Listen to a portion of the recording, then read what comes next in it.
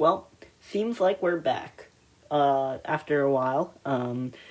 This video is a new one coming out. It's basically what's the best move in every Pokemon generation. Every generation likes to add its own new moves, signature moves, non-signature moves, that all get put on the Pokemon.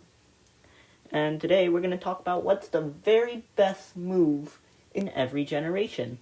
So let's get into it. We'll start with Generation 1. Now, Generation 1 kind of had a bunch of basic moves, right? There wasn't really a lot of stuff in the code that allowed for fancy moves like we have now. Make It Rain was not possible to put in Generation 1. Which means a lot of the moves are more basic. But that doesn't stop one from being so powerful that it's one of the best moves today. That is Spore. Spore is a move that's 100% accurate and puts anything to sleep.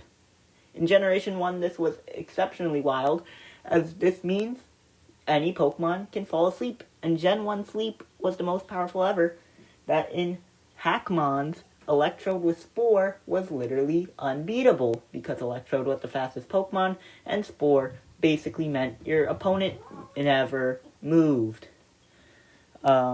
So, yeah, Spore Parasect, super good if Parasect was a good Pokemon. Spore is just honestly one of the most powerful moves right now. Spore having now been debuffed, that now you can't hit grass types with it, which is definitely much more balanced. But still, it's on Amoonguss now as one of the most powerful Pokemon in the meta, in every meta. That Amoonguss won the World Championships 3 times, just because of how powerful Spore is. Being able to put a Pokemon to sleep 100% of the time is wild, and was definitely a Gen 1 move that should have gotten reworked. But it was on Parasect, so it never was seen as a threatening move.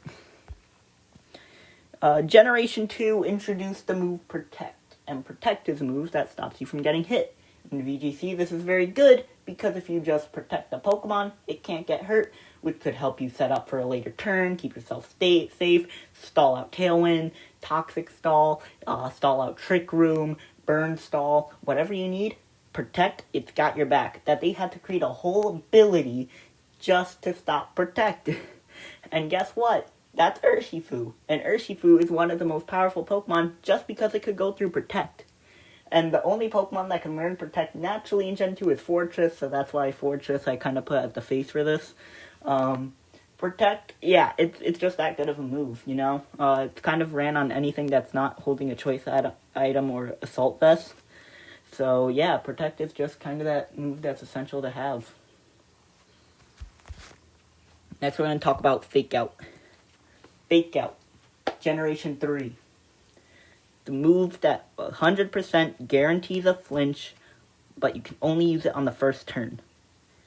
Moves are starting to get more complex around this time. Now we have cool effects like this, a move you can only use on your first turn, and all other times it will fail. And that is very interesting, because it basically made the most powerful Pokemon of all time, Incineroar. Incineroar uses Fake Out, you can't move, it Parting Shot, switch out, switch back in, Fake Out again, you can't move. And they had to do so much to stop Fake Out from being so good. Inner Focus had to prevent flinching. They had to bring in the Covert Cloak. They had to make it a normal type move so you couldn't hit ghost types with it. So they bought a whole gimmick that makes you turn into a ghost type. And Fake Out is still one of the best moves you could bring, because there will always be some Mon on some team affected by Fake Out that you could Fake Out. And as long as that's true, then Fake Out is always good. Okay. Call me cheating with this one. Generation 4's Dark Void. Now you're probably wondering, what mythical moves were never legal in VGC? Well, that's where you're wrong. In Generation 6, Smeargle was able to use Dark Void, Darkrai signature move, and Smeargle does not have good stats. And it still was one of the most powerful Pokemon because of this move's existence. Follow Me was introduced in Gen 4, and I still chose to put Dark Void over Follow Me. And if you're wondering, what does Dark Void do? Well, now it's only Darkrai can cause the foes to sleep. But the reason because of that was because before, Smeargle could do it, and he could put stuff to sleep. And you may be seeing that little accuracy sign that says 50%. That used to be 75%. And that means 75% of the time, one opponent's Pokemon can be put to sleep. Except it hits both targets. Now, both Pokemon could be asleep, and grass types, they're not immune to this. They could be hit with Dark Void. There's no avoiding the Dark Void. Honestly, maybe you might as well be running Burn Orb on your special attackers just to stop them from being Dark Voided. Crafty Shield, Safeguard, anything you try, Dark Void's still viable. There will always be a way for Dark Void to be good. Unless Game Freak says, nope, it's too powerful. Can't have it on Smeargle. It's only going to be in Darkrai. And even in case Darkrai becomes legal, we're going to make it 50% accurate.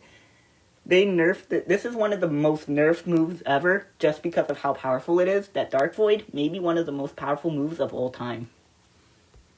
Next, we're going to talk about Gen 5's Rage Powder. Follow Me didn't get a move because Gen 4 just had a move that was way too powerful. Gen 5, the moves are toned down a little. There's still powerful moves like Quiver Dance, but Quiver Dance isn't as strong as Rage Powder. Rage Powder means that all non-grass types are going to target your Pokemon. Right? So basically, it's Follow Me, except it doesn't work on grass types. And this is very good. Redirection is something so good. It's on Pokemon like Amoonguss. It's on Volcarona, as you can see here. Rage Powder is actually a Bug-type move. I know a lot of people get it confused for a Grass-type move. It's actually a Bug-type move, which is why Bug-type moves are actually pretty strong. You got Quiver Dance, Rage Powder, and Bug-type's still a bad type in the end of the day, so it needs all the help it can get. So yeah, Rage Powder, Redirection, very good. Next, we got Spiky Shield. Gen 6 Spiky Shield. It's Protect, except you do damage if an opponent makes contact. Yep, it's just Protect, but better. Generation 7. Now, I was going back and forth. Aurora Veil, Baneful Bunker. Aurora Veil, Baneful Bunker. Baneful Bunker is Protect, but you poison if you make contact. But here's why I don't think it's as good. Because if you have something like a Sporemon on your team, you want everything to fall asleep. Well, if they're poisoned, you can't put them to sleep. Poison's kind of like the worst status in the game, if it's not badly poisoned, right? It's like poison is the worst, and I guess badly poison's like the second worst. But, yeah, poison, you know, it's not as good as sleep, it's not as good as paralysis, it's not as good as burn. And you're gonna have a status user on your team, right? Then you don't want to run Baneful Bunker. So that's why Protect is actually better than Baneful Bunker. But any chance you can get to have Snow and Aurora Veil, you're gonna take that chance. And that's why I got Aurora Veil on this, as for the Gen 7 pick. Aurora Veil sets up Reflect and Light Screen at the same time, as long as it's snowing. And originally, if you asked me in Gen 7, that Aurora Veil was the best move, I would have laughed at your face, alright? But, now that Snow got buffed, Aurora Veil is, pretty strong, right? If there was, like, a really, really good Snow setter that, like, could use Aurora Veil, and didn't have a 4 times weakness to one of the best types, I actually call it the best type, Steel, then, Aurora Veil would get a lot more usage. That G-Max Lapras set up Aurora Veil with its G-Max move, G-Max Resonance. This was very good, and the only reason it was even remotely balanced was because it was on Lapras. And, yeah, Aurora Veil, super good. It's Light Screen and Reflect all in one, as long as Snow is up. So if you're not facing another weather team, you basically get it up every time. Focus Sash, Light Clay, you're getting that thing up. 8 turns if it's Light Clay. Super good. And basically, your Pokemon now just take half damage from everything. Okay. Generation 8. You're not gonna believe this. No Retreat. I think No Retreat is a better move than Surging Strikes, a better move than Behemoth Blade, a better move than Astral Barrage. And that's because No Retreat gives you an Omni boost, except you're trapped on the field. Now you're probably wondering, why would I want to be trapped on the field? Why would I want to trap myself? Well, Exhibit A, Dondozo traps himself, gets a whole bunch of stat boosts, and suddenly he's the best. Now, imagine this. You got Calyrex Shadow with Calm Mind. You get a special attack boost, you get a special defense boost, right? But you're you're still exposed physically defense, and you don't get a speed boost. But now, with no retreat, you do. You got physical defense up, you got special defense up, attack up, special attack up, and speed up. Which is crazy. Like, that's a 10% chance after using Ancient Power, a 60 power rock type move. And that's only 10% of the time. And people would honestly risk fishing that in the Nuzlocke. But here, you get it all for free. And the only reason it's balanced is it's on Phalanx. It's on Phalanx. Now, let's take a look at Phalanx stats. If we let's say we rose that speed to 95, made that special defense 80, rose the attack by 10 and the defense by 10, I think no retreat Phalanx would see usage. Again, in the end of the day, it's on a pure fighting type with, it's got Defiant, so you can't even lower a stat. If you try lowering its no retreat buff, you just give it another attack buff. Phalanx isn't the worst Pokemon to ever exist. It's just, kind of lackluster. But, no retreat, if that was on, Calyrex Shadow, if that was on Zacian, could you imagine the mayhem it would cause? And I think that's why, no retreat is the best Gen 8 move. In Gen 9, I'm going with Rage Fist. It was a tough decision. It was a really tough decision. I had 3 in mind. Gigaton Hammer, Rage Fist, and I forget the last one. I'll be honest. But Rage Fist, really good move. Every time you get hit, raises 50 power. Also, I finally remember the last move is Revival Blessing. And the reason why I remember it's Revival Blessing is because if you Revival Blessing a Pokemon with Rage Fist, it keeps the stacks. When you switch out, it keeps the stacks. Leftovers, you can heal that back. Citrus Berry, heal it back. Follow Me, Redirect.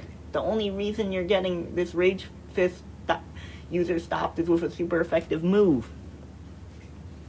Annihilate's pretty bulky, but imagine if this was on a Pokemon that was even bulkier. Imagine if Terrakion had Rage Fist. You beat up the Terrakion, it gets the justified boost, and then it Rage Fist. There's no stopping that. If Terrakion had Rage Fist, it would be the strongest Pokemon ever. And that's why Rage Fist is the only damaging move on this list. Because Gen 9 decided to make all the moves that do damage super strong. And in the end of the day, Rage Fist is one of the strongest attacking moves ever. If not the strongest. Because every time you get hit, you get a comeback boost. It's literally a comeback boost as a move. It's literally the Smash DLC as a move. And that's why it's the strongest Gen 9 move. Now, as you can see, all these moves are pretty powerful. All of them get usage in the meta except for No Retreat. That's why I think they're all pretty strong. That's why they managed to beat out every other move. Follow Me got beaten by Dark Void. Gigaton Hammer got beaten by Rage Fist. And Surging Strikes got beaten by No Retreat. And in the end of the day, they'll always be the strongest in their gen.